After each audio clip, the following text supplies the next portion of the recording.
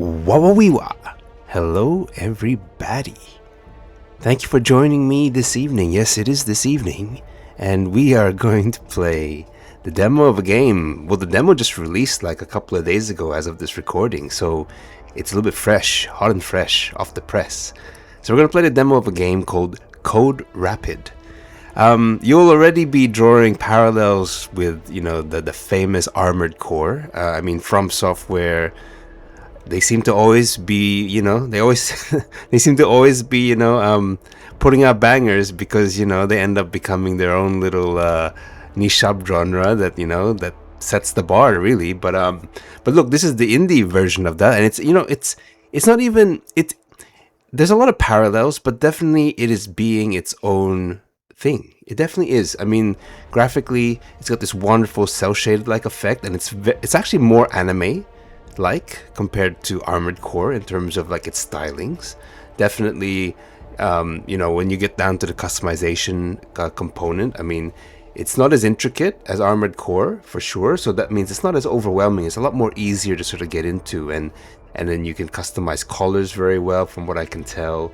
And if you want to dual wield two, revolver looking weapons, you can do it. If you want to hold dual wield katana looking weapons, you can do it. So I mean, this game is offering a little bit of weaponry fan service for those that they just can't resist, so that's always like a plus to me. But definitely this game, I've been sort of following it on Kickstarter slightly, just a little bit. It fell off the radar, on my radar anyway, for a bit, and when it resurfaced, like, oh, demo's out, oh, I know this game, I know Code Rapid, I was looking at it in Kickstarter just like a few months ago. So I mean, it's exciting when a game sort of gets to this level, and it's still crowdfunding. So I mean, the potential to reach all its goals is definitely there. I mean, like I'm just excited. I'm really excited for these devs because they've got a brilliant game on their hands by the looks of it. Okay, we're gonna play Code Rapid. See you on the other side.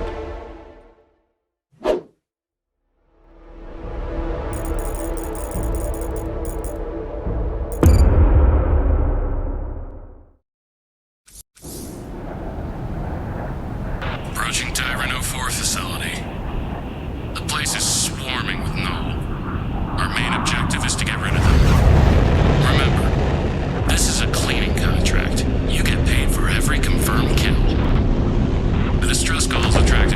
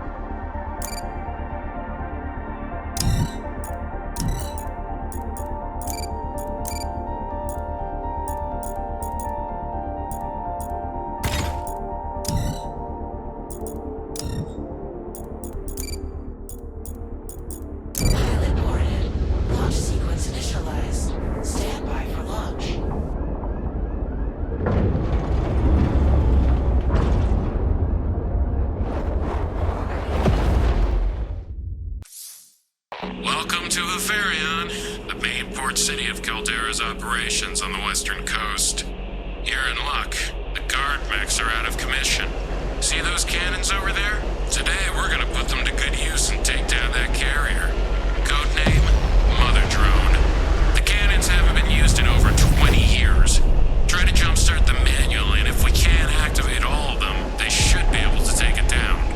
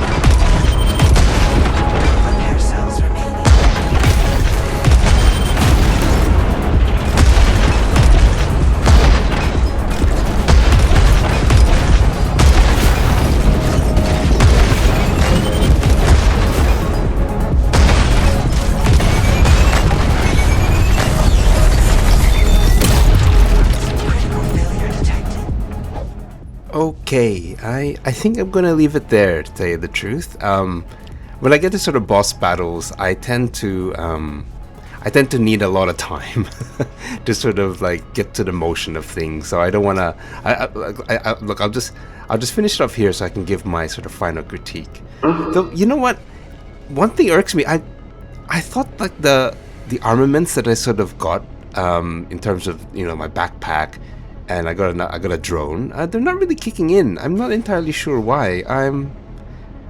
Are they manual? I think they're manual, as in like they're just another weapon I have to manually fire. I swear I thought they were like automatic, like you just equip them and then they just keep on firing. Especially the drone. I thought the drone would just keep on firing. All this time I thought it was firing the drone, and when I finally got the backpack with the missiles, I was thinking, are these meant to be automatic, or I don't know. I normally don't study the settings for well, I do a little bit beforehand, but most of the time I don't.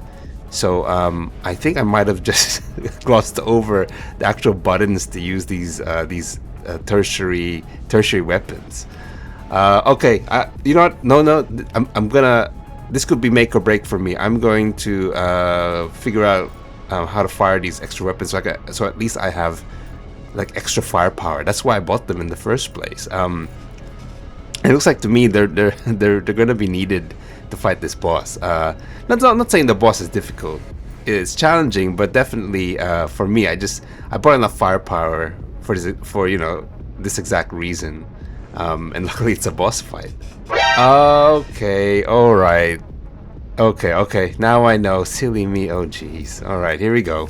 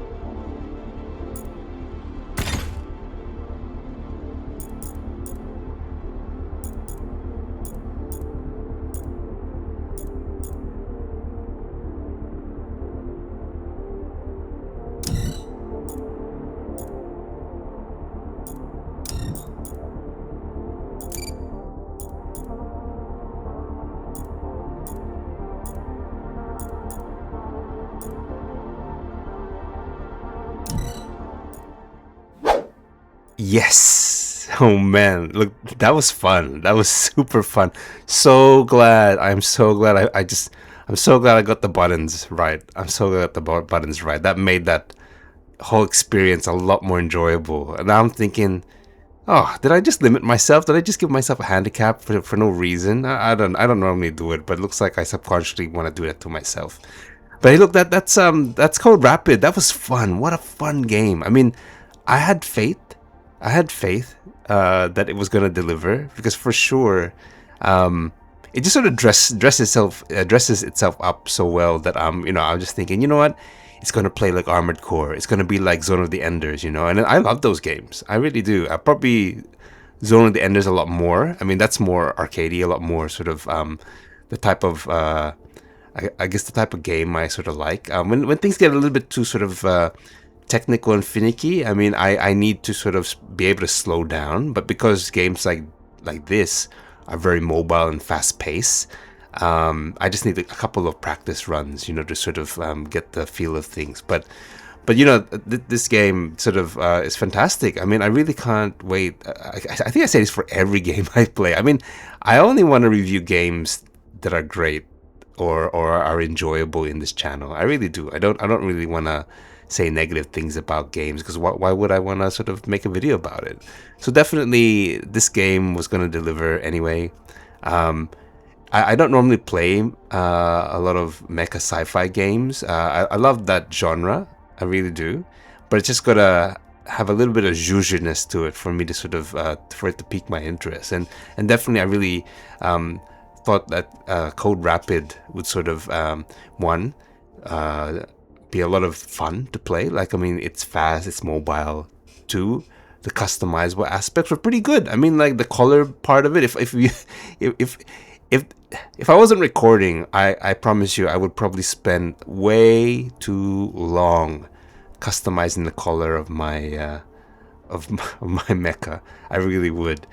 But okay, number 3. I mean, the story is piquing my interest. I mean, the demo isn't really displaying a lot of it. It's quite empty. But the moment that Black Knight came in, I was going like, damn, that's the one. That's the rival. I need to know who that rival is. I mean, I love rivals. I really do, For example, with Cipher and Squall, I mean, like, that was, like, perfect. And I was thinking to myself, you know what? Okay, great. There's a rival I need to know. I really need to know. Or at least, maybe not the identity, but I mean, damn, you got a rival, I'm there. Gonna kick his ass, you know what I'm saying? But look, that was cool. That was look, I don't know what else I need to say about this game. I mean, like, it's crowdfunding at the moment. Again, I always do blind playthroughs as much as possible, so I didn't really research too much on this, and I probably will after the video. But in terms of what to expect, I mean, just more of the same. More missions, a lot of variety. I love the fact you can explore. There's secrets in the area. I really do love it. I think that was fantastic. So, and then I managed to find a few of them, and I think that's great. Reward people for doing that. Reward people for exploring. Okay, guys, that's me. I hope you guys enjoyed the playthrough. I'll see you next time. Peace out.